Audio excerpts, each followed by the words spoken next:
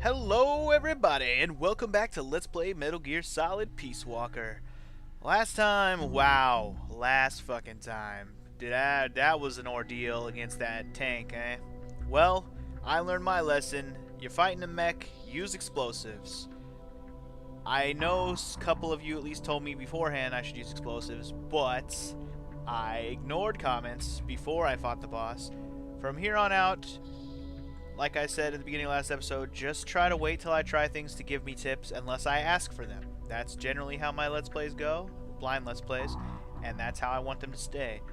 Anyways, I will try to prepare better for missions like that in the future. Anyways, today's episode is probably not going to be that entertaining, because my plan today, we're just going to do a bunch of briefing stuff, briefing files. But for those of you who don't want to watch that, I'm just going to do the things I plan on doing in this episode that aren't that first. So, what we're going to do first, we're going to go to the rosters, and we're going to unassign everyone. How do we do that?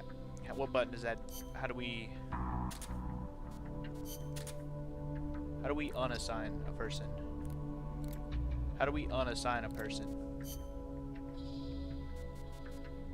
Discharge? No, cancel that. Waiting room, sorry. How do we just... There should be a button that like automatically send them to the waiting room.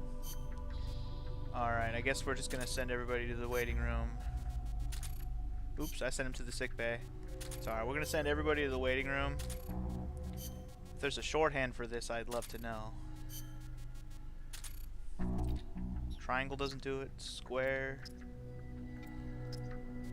Oh, you can select everyone. Okay, that makes things easier. Never mind. I didn't realize you could select. Put everybody in the waiting room. Development has stalled. Okay, that's fine. Development can go ahead and stall. We're going to be fine in a second. Once I get everybody realigned with what their new jobs are, we won't need to worry about it. Anyway, this was suggested to me in my comments to put everybody back in the waiting room and reassign. Now that we have more areas to put people in to, it makes more sense to start over. Is she already healed? I don't know. Oh no, she's good. Okay, this guy is in the brig. Details. I'm still not sure what to do about the guy in the brig. Anyway, waiting room people. Now that we've done that, cancel that. Okay. Yeah, okay. No, wait. Oh shit, auto assign's at the bottom. I was trying to remember where auto assign was. There we go. Now we're good. Back to what I had it before. Well, not exactly, but good enough. Now let's make sure my items are still being developed. I may have jacked up stuff that... No, everything looks fine. Everything that was still in development is still looking fine, so that's good. This is good. This is good. I like a lot. Alright, and the other thing we're going to do in this episode is that we're actually going to do the one side mission that was on the list. I believe there was one side mission on here, which was... I don't know, just to take out all the bitches mission. Marksmanship challenge. So let's do this real quick, this marksmanship challenge, and then we will do nothing but briefing files for the rest of the episode. Commencing training mission. Missions like this are key to building up your basic skills.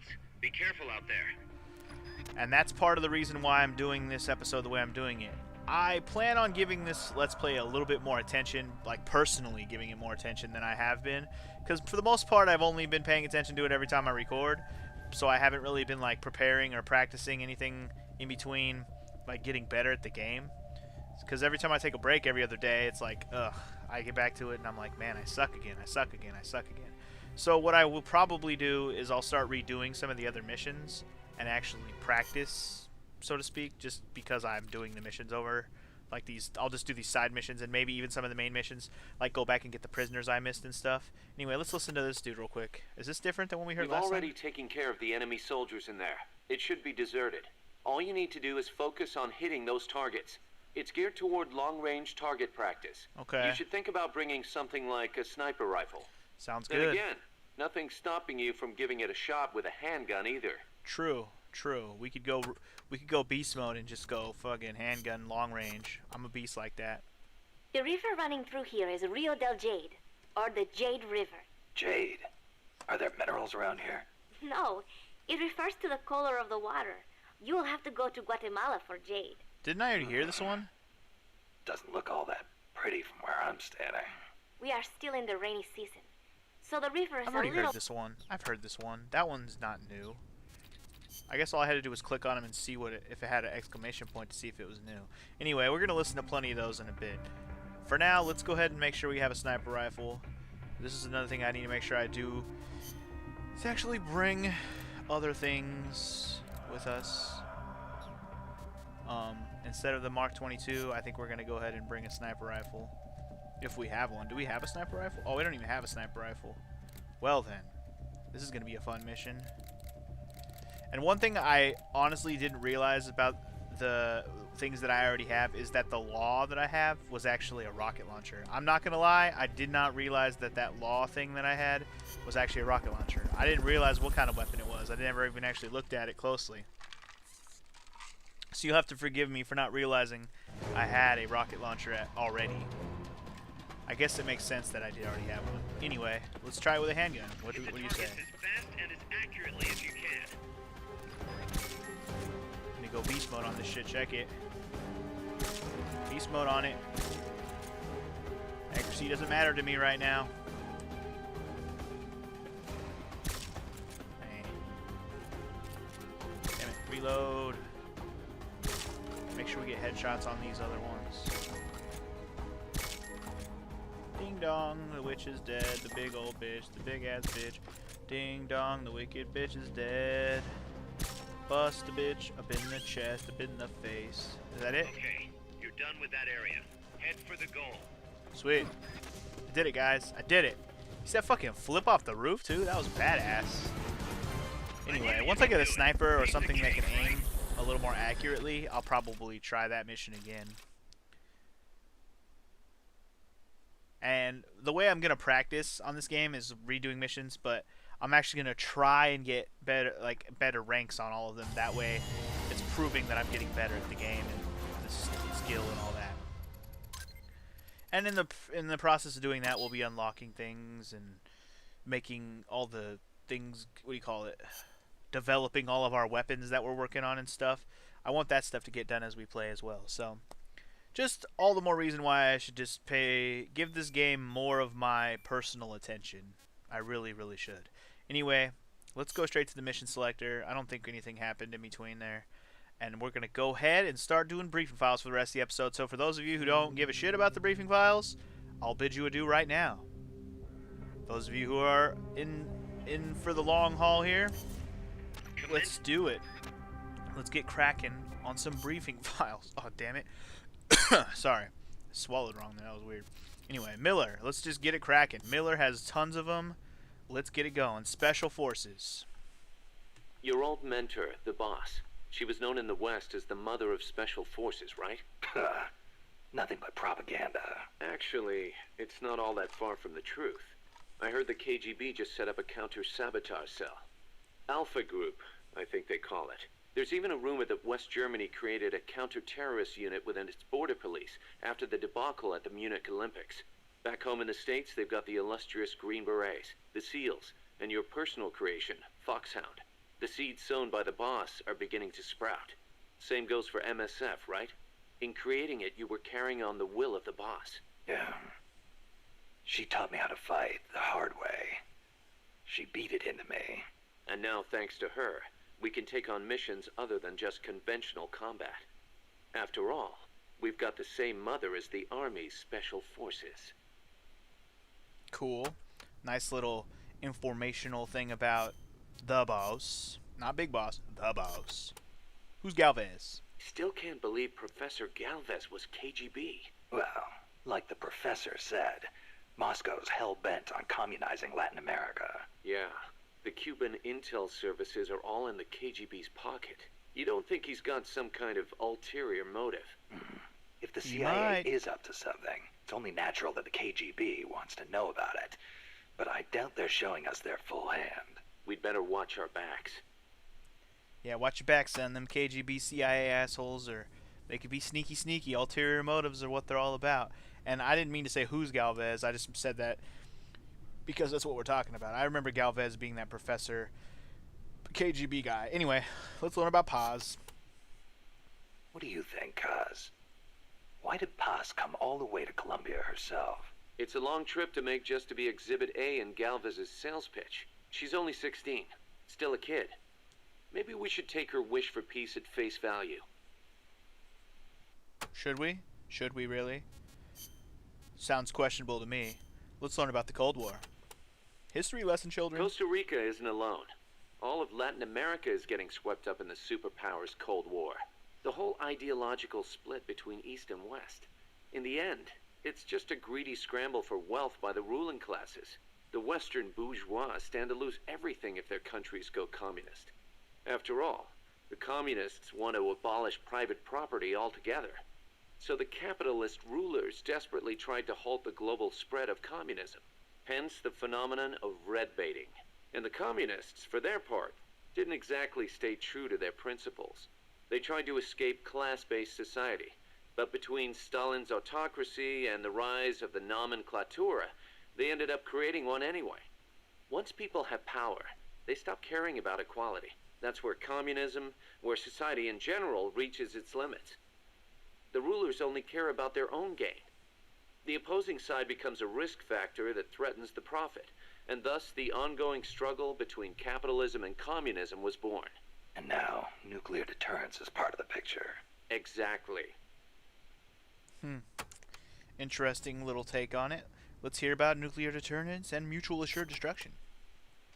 They say nuclear weapons are the reason we haven't seen conflict on a global scale since World War II. The thought that your opponent might launch nukes against you sort of makes it tough to start an armed conflict, especially now that they've got intercontinental ballistic missiles. Nowhere is safe. Of course, all that has caused military expenditures to skyrocket. Well, the only way to ward off a preemptive strike is to flaunt your own nuclear stockpile, and that's caused their numbers to increase exponentially, not just with regards to destructive power, but in terms of targeting technology too. Now they can hit a target halfway across the world with pinpoint accuracy. In a way, the space race was a demonstration of that technological progress. And as a result of all that, we now have mutually assured destruction. It's the ultimate form of deterrence. No one's going to launch their nukes knowing they'll be obliterated in return. I don't know. The chance of somebody hitting the button by mistake is never zero. Never. Never, ever, ever zero. Gotta keep those buttons away from bitches who don't even need to be near that shit. People, keep those buttons away from your Joker friends, the ones who just want to watch the world burn. Those people exist, man. Keep those buttons away from those assholes. Anyway, the Cold War and peace. Here we go. You're right. Even with peace guaranteed by MAD, there's always the risk of an accident. Nobody wants the world to end on account of some machines malfunctioning. On the other hand, thanks to deterrence, we haven't had a world war since 1945. You gotta admit, it has been pretty peaceful. Not that it matters to us. People point at the nuclear arms and space races and call it a Cold War. I say if they're not shooting at each other, why not call it world peace? Doesn't mean war is gone. Look at Korea. Look at Vietnam. Well, yeah, but I'm talking in relative terms here. Besides, if war died out completely, we'd be SOL. We're not warmongers. And yet, we can't survive in a world that's at peace. You got a point. I was thinking the same thing. If the whole world is completely at peace, what's the point of having a military? What does that mean for all the military men who don't have a place to go back to doing anything but military stuff? It's kind of a double-edged sword there, I know. But it's true. It's true. It's a problem with no solution. So it's been more than 10 years since the Cuban Missile Crisis, huh? I don't think we'll ever forget it. No kidding. Those 13 days starting October 15th, 1962, were probably the closest we ever came to all-out nuclear war. The Russians deployed nuclear missiles to Cuba. America responded with a naval blockade. Then Russia shot down an American spy plane. I was still a teenager back then, but I remember what it felt like to be one step away from nuclear war. The adults were freaking out. If it wasn't for the Cuban Missile Crisis, there might never have been an Operation Snake Eater. And What's the matter, Snake? It's not like you to get all hypothetical. I guess not. It was the reassessment after the missile crisis that paved the way for the hotline between Moscow and Washington, and also for détente. That's irony for you. think he was trying to bring up the fact that he had to kill the boss. That may have never happened if it wasn't for the damn Cuban Missile Crisis. Treaty of Tlatelolco. Tlatelolco. The Treaty of Tlatelolco was enacted to make Latin America into a nuclear-free zone. It bans the testing, use, manufacture, production, acquisition, storage, and deployment of nuclear weapons. The impetus was pretty obvious. The series of crises triggered by the deployment of nukes in Cuba. Not hard to imagine. Those 13 days had the whole world frozen in fear. Of course, the country that started it all, Cuba, hasn't actually ratified it yet. Still, the treaty's backed by over 20 countries. Anyone flouting it risks becoming an international pariah. True. Opinol would investigate, no doubt. I heard they used Japan's 3 non-nuclear principles as their model when they drew up the treaty. I think the Treaty of Tlatelolco might have been their way of asking nuclear powers not to use nukes against them. That's the biggest difference between the treaty and the 3 principles. I guess you could call it a 4th principle. Indeed. Okay. Interesting. I never heard of that before. If that's, assumingly that's an actual real thing. Anyway, still got a long way to go here, guys. Let's keep going. So Costa Rica abolished its army back in, what, 1949? Pretty gutsy move for a Central American nation at the time. Yeah, well, they'd just come out of a civil war. I'm sure they were driven by a desire to avoid another tragedy like Paz said. But I think they had a more compelling reason. Army coup d'etat are a way of life in so many Latin American countries. Imagine seeing that up close. No army, no coup. Makes sense. Plus, their economy was in ruins, so they honestly didn't have any money to spend on an army anyway. Yeah, but weren't they on less than friendly terms with Nicaragua? Yeah, and in fact, Nicaragua did end up invading. But the Civil Guard fought back and the OAS brokered a ceasefire. The US and the rest of the OAS had their back, and they used it to full advantage. For a quarter century, they survived in the powder keg of Central America. That must have taken some serious diplomacy, even if the Civil Guard is pretty decked out for a police force. Must be tough to be a country without an army. True that. True that is. Moving on. CIA activity in Central America. Hey, Snake, mind if I ask you something? Since when did you start asking permission?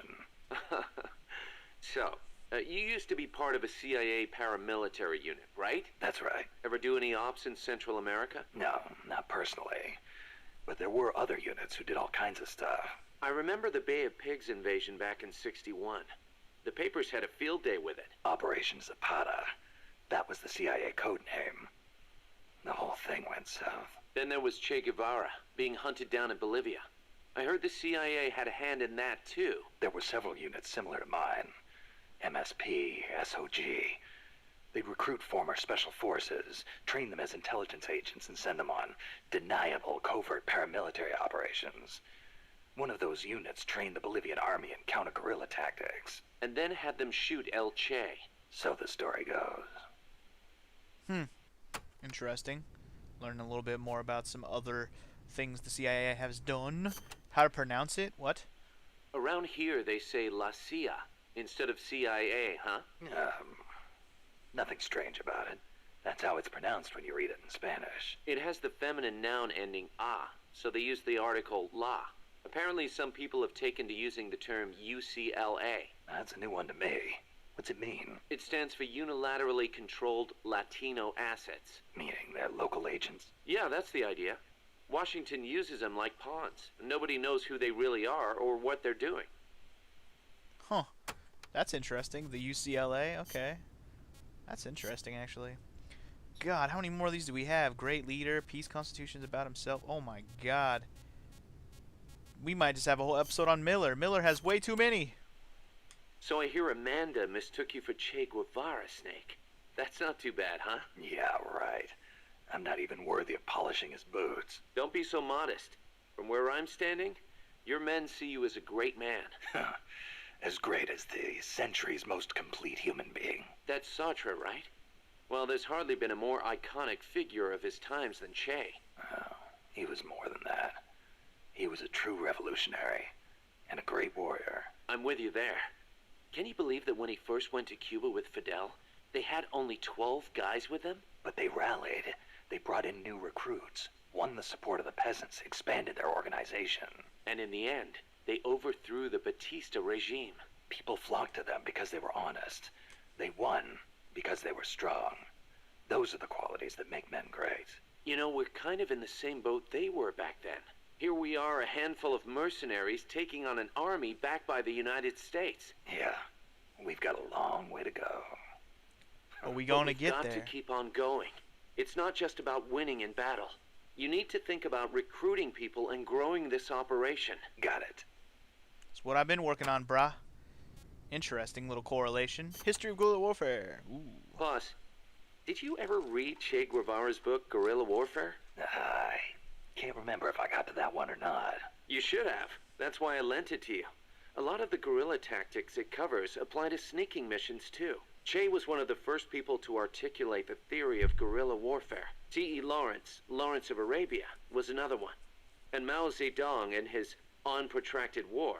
Theory aside, Nicaragua's General Sandino was one of the first to put guerrilla tactics into practice, which explains why the Sandinistas named themselves after him. If you think about it, guerrilla warfare itself has been around since ancient times. There's only so many ways a small group can upset a large army. There was a samurai in Japan who excelled in guerrilla warfare. No kidding. Tsunoki Masashige. He was a warrior who lived in the medieval era. He used unconventional tactics to help overthrow the Kamakura shogunate. Like what? Trojan horse-style maneuvers and decoys to confuse the enemy. The best one was when the enemy was climbing the castle walls. He dumped boiling water and human excrement on them. Huh, sounds great. Let's put it in the MSF playbook. You're not serious, are you, boss? Why not? We've got plenty of crap to unload. Yeah. I'll think about it. You ain't gotta think about it. If I say to do it, you do that shit. We're dumping shit on people. Literally. Going to The year the Hiroshima. Cuban Revolution was won, Che visited Japan as a member of an economic delegation. While he was there, he visited Hiroshima. Hiroshima. Since he was there to discuss economic issues, Hiroshima wasn't part of the original itinerary. Some said the Ministry of Foreign Affairs didn't want to let him go, but he went anyway. He snuck out of his hotel and took an overnight train. Huh. Traveling guerrilla style. Sounds like Che, all right. He visited the Peace Memorial Museum and the Atomic Bomb Survivors Hospital. Apparently it gave him quite a shock. As a doctor, it must have been painful for him to see how the victims suffered. Nukes destroy everything. He was quoted as saying, "They put you through this, and still you do whatever America says." Those words really hit me hard, especially when I think of my mom. He said something else, too. Let us all love Hiroshima and its people. I can believe it. Che never managed to numb himself to other people's pain. That's why people loved him. And why he died. Interesting to learn about this Che Guevara guy. Scarf. That bandana you're always wearing, that thing's a real antique. Ever think about getting a new one? This one's Talk about my fine. bandana, Come bitch. on, we can't have our boss wearing a raggedy old thing like that. It was a gift, okay? It wouldn't be right to get rid of it. It was. Okay then.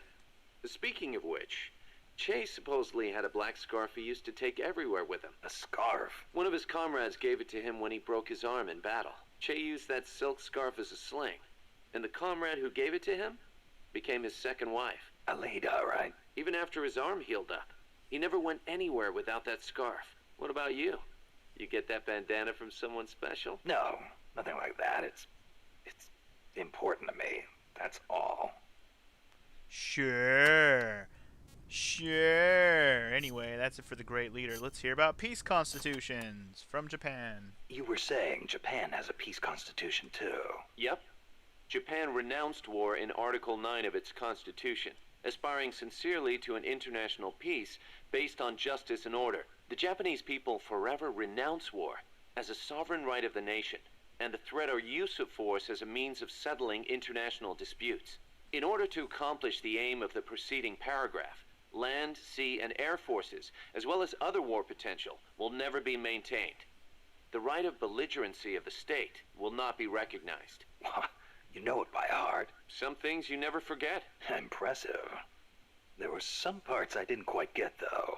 Like the whole means of settling conflicts thing. Yeah, that's been the subject of debate. Whether or not it forbids any and all use of force. The current Constitution was originally drawn up under the Allied occupation. The first draft was even submitted by Allied GHQ. So naturally, there are some who feel the Constitution was imposed on Japan by foreigners. Things like that are never simple. Same for every country, I guess. One thing's for sure, though. Not having an army let Japan focus on economic recovery after the war. In that sense, it's the same as Costa Rica. That's kind of an interesting detail. I like that. Oh, God, there's even a sub thing to that one. Good lord. Article Guys, 9. you were in the Japanese Self-Defense Force, right? I thought that Article 9 you were talking about earlier prevented Japan from having an army. Yeah, and that's another subject of controversy. The Self-Defense Force is an organization for the purpose of defense. Article 9 of the Constitution does not deny Japan's right to self-defense. Therefore, the SDF is constitutional. That's Tokyo's official stance. Sounds complicated. Call it what you will. It's a distinctly Japanese way of interpreting things. And it's only fair. You can't just take away all of their possibility to defend themselves. That'd be effed up, man. That's inhumane. The U.S. has military forces stationed in Japan, right? Right. Even though the Allied occupation ended, American forces are still stationed there under the U.S.-Japan Security Treaty. Unlike Costa Rica. Part of it stems from the occupation, but Japan also occupies a key strategic position from America's perspective. It's next door to the Soviet Union, and close to China and North Korea as well. It's integral to the security of Pacific Asia. For America, Japan represents a barrier against communism. What about for Japan? As you might expect, there's deep-rooted opposition to the alliance. In 1960 and 1970, when the treaty was up for revision, there were mass protest movements against it, especially in Okinawa. The U.S. only gave it back to Japan 2 years ago, and American bases are still concentrated there. It's a heavy burden for the Okinawans to bear. Then why don't they scrap the treaty? Lots of reasons. There's the imbalance of power with the U.S., of course, and if Japan pulled out, they'd be losing the nuclear umbrella America provides. And as for whether the JSDF could defend the country after the Americans left, I really couldn't say. Costa Rica is in a similar situation. They depend on the Inter-American Treaty of Reciprocal Assistance, the so-called Rio Pact. So, the countries with peace constitutions end up having to rely on other countries' armies. Kind of ironic. On the flip side, not everybody in America is satisfied with it either. Some people argue Japan is freeloading off America's security guarantee. And you know how Japan's industrial exports are making inroads in the States. Yeah, I've got a Japanese camera myself. Best damn camera around. Japan's low defense spending allows it to invest more in economic recovery and expand its share of the American market. That's a bitter pill for Americans to swallow. And don't get me started on their cars and awesome video game consoles. Don't even get me started. You know that today, Japan is under the American nuclear umbrella. Right. The U.S. vowed to retaliate against any country that launches a nuclear strike against an allied country. That promise deters nuclear attacks against America's allies, hence the term nuclear umbrella. But suppose the Russians nuke Tokyo. Would America really nuke Moscow in return? If they did, the Soviet Union would undoubtedly retaliate. Would Washington really be willing to risk having a bomb dropped on itself in order to avenge Japan? I'm not so sure. Don't tell me you're still worried about Japan. After all these years? It's not that. To be honest, I'm not convinced either. But Moscow faces the same dilemma. Maybe Washington wouldn't retaliate on Japan's behalf. Then again, maybe it would. So you're saying Moscow wouldn't want to risk being attacked either? The whole concept of nuclear deterrence is entirely hypothetical to begin with. When you get down to it, it's all smoke and mirrors. Yeah, because it's just a bunch of, you bomb here, we'll bomb there, we'll bomb you back, and we'll bomb each other, and then there won't be a human race anymore. Well, then I guess we won't bomb at all. That's how it all starts and begins and ends when those conversations happen. Anyways, good lord, we're not even going to get through all of frickin' Miller today. This is too many things, man. Japan shall not possess, manufacture, or allow the introduction of nuclear weapons into Japan. Those are the 3 non-nuclear principles set forth by the Japanese government. Allow the introduction? That's funny. Some of the U.S. warships that visit Japanese ports are armed with nukes. Or are you gonna tell me they transfer them at sea onto other ships every time they visit? You raise a good point, Snake. But the Japanese government doesn't recognize it as such. The introduction of nuclear weapons into Japanese territory would need to be agreed upon in advance. America hasn't made any such agreements. Therefore, they aren't bringing nukes into Japan. That's the official excuse. Doesn't sound like much of an excuse to me. I don't blame you. Keep in mind, though, Japan suffered actual nuclear attacks. Anti-nuke sentiment there runs deeper than you think. I suppose the government's not really in a position to admit that sort of thing. That's pretty true, though. Places that have been bombed probably hate nukes more than anyone who hasn't been. We can say we hate them all we want, but people that have been bombed know the worst. So tell me, Kaz, how's the self-defense force you were in different from an army? The JSDF is set up for national defense. It's not configured for aggression against other countries. It's what you'd call exclusive defense. Exclusive defense? It's the fundamental strategic posture of the JSDF. No preemptive attacks. Only the minimum defensive action necessary after an enemy attacks. Anything defined as self-defense, then? The JSDF originated as the National Police Reserve. Back then, American forces stationed in Japan were being sent over to fight in the Korean War. So in a sense, the NPR was filling a gap. Police, huh? Reminds me of the Costa Rican Civil Guard. Yeah, exactly. They're also dispatched to provide disaster relief. The year before I joined, they had a hell of a time trying to rescue some buses that got hit by landslides. Interesting.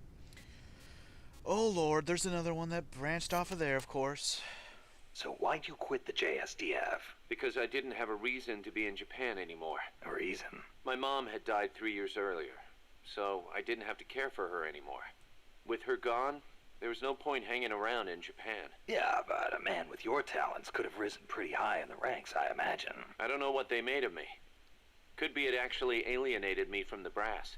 And personally, I could never get used to the idea of exclusive defense. Meaning? On a strategic level, I can see how a country could go with the exclusive defense model used by the JSDF, and I've got nothing against my fellow soldiers who believe in it. On a tactical level, though, it just rubbed me the wrong way. To put it simply, I was itching for a real fight. I figured. And I felt as long as I was in the JSDF, I'd never be able to stand shoulder to shoulder with my father, who was in the U.S. Army. Seeing Yukio Mishima's suicide didn't help either. Yukio Mishima. The guy who wrote The Temple of the Golden Pavilion. The way he questioned the status quo hit home with me. Not that I admired his vision or anything, but it did get me thinking, that's for sure. Okay then. Learning more about Miller time. Good lord, dude. We are not going to get through all this today. Good fucking lord. Alright, let's just keep it going. I'll go a little bit extra time just because this shit just never ends, man. Don't forget to give the MSF staff assignments. Where you place people will determine how Mother Base grows. Right. That goes for me too. Assign me wherever you think is best. You? I thought you were second in command. Don't worry, I've got that covered. But MSF is still small, and I don't have the leisure of sitting around on my butt all day. I see your point, but... Not to brag or anything, but I kick ass at whatever job you gave me. Put me in the area you want to focus on developing most. I'll take real good care of the staff there. Easy, Kaz. I'll take real good care of that staff here. Just make sure there's a bunch of females in that group.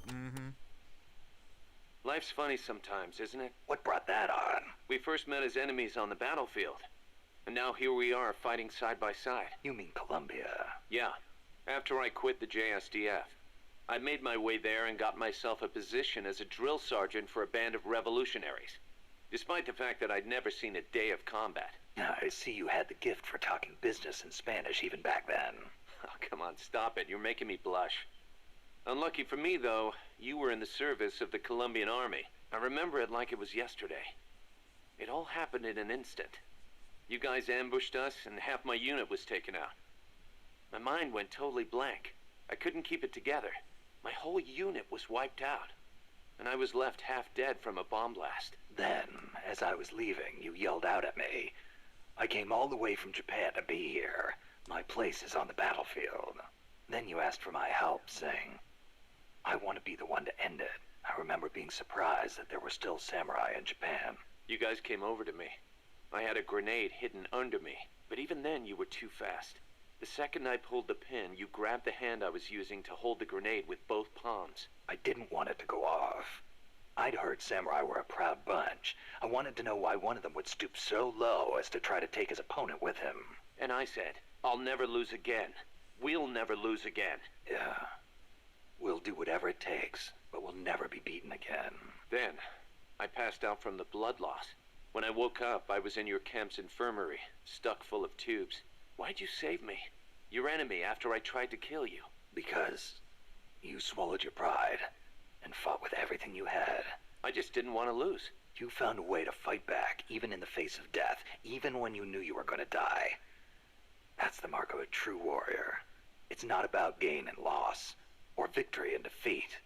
I looked at the way you lived your life and saw the path I needed to take. As a warrior. Wow. I never knew that.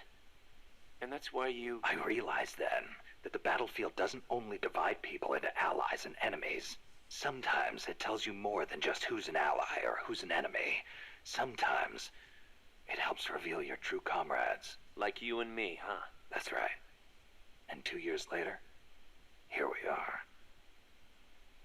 Damn Skippy. Warriors hang out together. Hell yeah. Oh my god, there's still so many left, guys. There's still so many left. Keep it going. Keep it going. You probably heard this a million times, Snake, but you should always avoid combat with the enemy when possible. Right. We're outnumbered and in unfamiliar territory. We won't survive long in a straight fight, even with you on our side. I know. Avoiding combat is rule number 1 in a sneaking mission. That's right. Don't let the enemy know where you are, and attack only when necessary, using hit-and-run tactics to cripple them. It's the essence of guerrilla warfare. That's what I've been trying to do, but I kind of suck at it. Can I ask you a favor, Snake?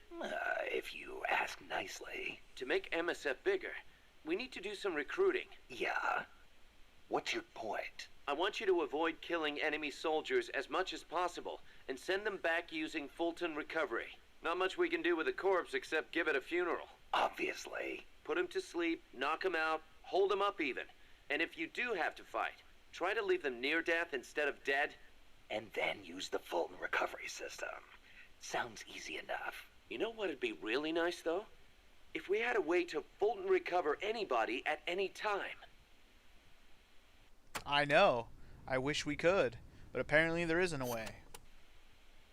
Don't carry any more gear than you need. If you try and stuff your entire arsenal into your backpack, it'll be too heavy and your mobility will be impaired. You'll only be hurting yourself.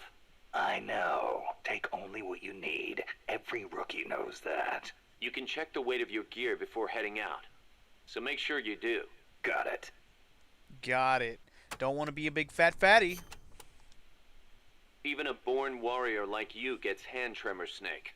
It happens even when you're full of stamina, and it only gets worse when you're tired, especially with larger, heavier weapons.